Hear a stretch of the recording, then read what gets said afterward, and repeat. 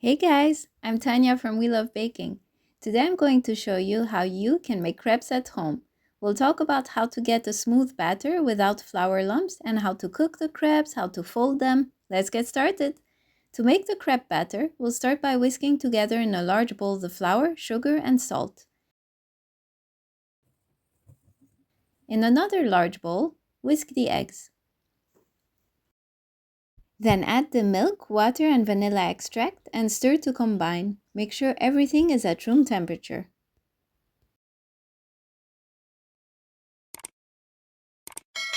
Make a small well in the flour, then pour about a third of the egg mixture.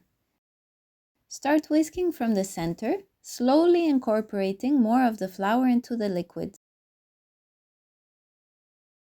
If you find the mixture too thick, add a little bit more liquid. You don't want to add too much though, or you'll end up with flour lumps. You should get a smooth, runny paste.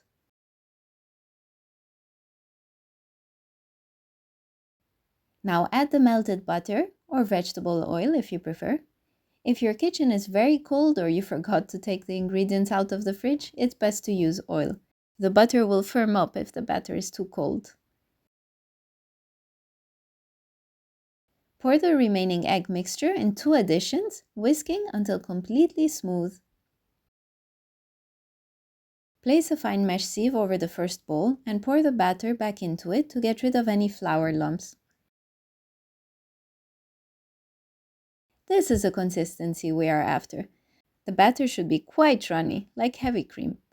Now, some people like to let the batter rest. I personally just leave it out for 10 minutes while I prepare the pan. If you mix with a hand mixer though and there are a lot of bubbles, then it might be best to let it rest in the fridge for about an hour, just to avoid getting holes in the crepes. Let's talk about what we'll need to cook the crepes. You will need a ladle to portion the batter, or you can use a measuring cup. I like to place a bowl with batter on a plate to catch any drips. Then you will need a spatula to flip the crepes easily and a large plate for the cooked crepes. Now for the pan, I'm using a crepe pan with low sides, but you can use any pan you like really, as long as it's non-stick. It can also be bigger or smaller than the one I'm using. You'll just have to adjust the amount of batter you use so that the crepe is thin. You'll also need butter for the pan. I like to dice it just before cooking the crepes. You could use oil instead and simply wipe the pan using a paper towel. Okay, time to cook the crepes. Place the pan over medium-high heat and let it heat up. To check if it's ready, drizzle a few drops of water. They should sizzle gently. If they sizzle a lot, you'll have to lower the heat. Grease the pan with butter. I'm using a heat-proof silicone brush. Take the pan off the heat and pour the batter into the center of the pan. Tilt and swirl the pan to cover the bottom evenly with a thin layer of batter. You can always add a little more batter to cover any holes. If there is too much batter, you can pour it out into a small cup so the crepe isn't thick. You can just reuse it for the next crepe. Rotate the pan occasionally so you get a nice color all over the crepe. Keep cooking the crepe until the edges start to curl up and brown.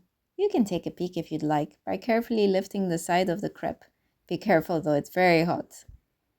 Okay, it's got a nice color. Time to flip it. Keep cooking the crepe for about 15 more seconds, then transfer to a flat plate. Repeat with the remaining batter and stack the crepes to keep them warm. You'll probably need to lower the heat a little after you make a few crepes. Stir the batter in the bowl occasionally before pouring it into the pan.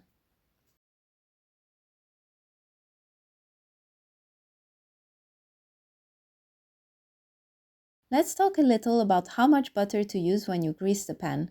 If you use a lot, the batter will start to slide when you pour it into the pan. It will be a bit trickier to spread it all over the bottom of the pan.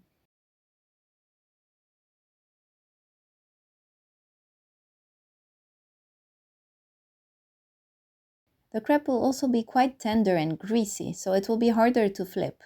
If you just wipe the pan with butter or oil, the crepe will be lighter in color. Now let's see what happens if the pan is too hot.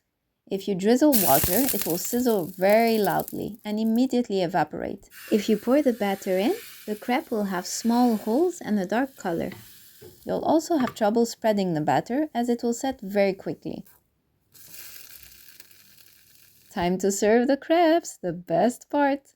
You can really have as much fun as you'd like. Roll them however you like, fill them with whatever you enjoy. Let me show you a few ways to fold the crepes once you fill them. Place the crepe on a plate with a pretty side down. Fill the crepe and roll it up. And if you want to get fancy, you can slice it into bite-sized pieces for a dinner party. The second way is to fold the crepe in half and then again in half. You can also fold it in half, but then fold it kind of like a cone. Another way is to bring the two sides of the crepe towards the middle. You can stop here, or you can roll the crepe.